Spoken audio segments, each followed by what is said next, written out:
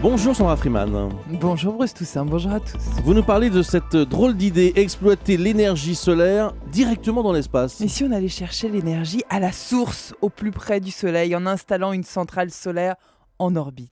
L'initiative n'est pas nouvelle. Avant même qu'un homme ait posé un pied sur la Lune en 69, un chercheur américain avait déjà initié l'idée en 68, reprise ça et là selon les périodes. Mais depuis la catastrophe de Fukushima, eh bien, le fait que la quasi-totalité des réacteurs nucléaires ait été mise à l'arrêt dans l'archipel, eh bien, le Japon a accéléré sa recherche dans des énergies alternatives au nucléaire pour ne pas souffrir d'un manque d'électricité. Et du coup, les pôles de recherche et développement de part et d'autre du globe misent donc sur cette piste de centrale solaire installée directement dans l'espace. Et aujourd'hui, c'est juste une idée ou c'est un vrai projet qui pourrait se réaliser ?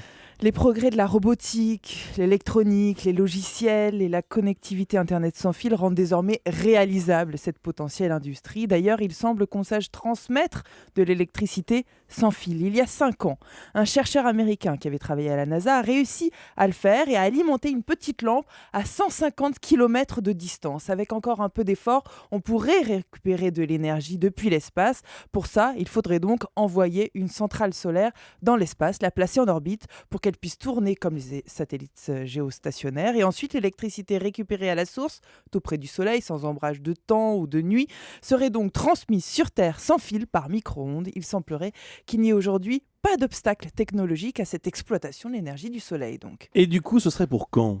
Eh bien, le problème, comme souvent, c'est l'argent. Actuellement, le coût de production d'électricité est encore plus cher dans l'espace que sur Terre. 1000 fois plus élevé, en cause le prix du pétrole pour y aller, les installations en tout genre.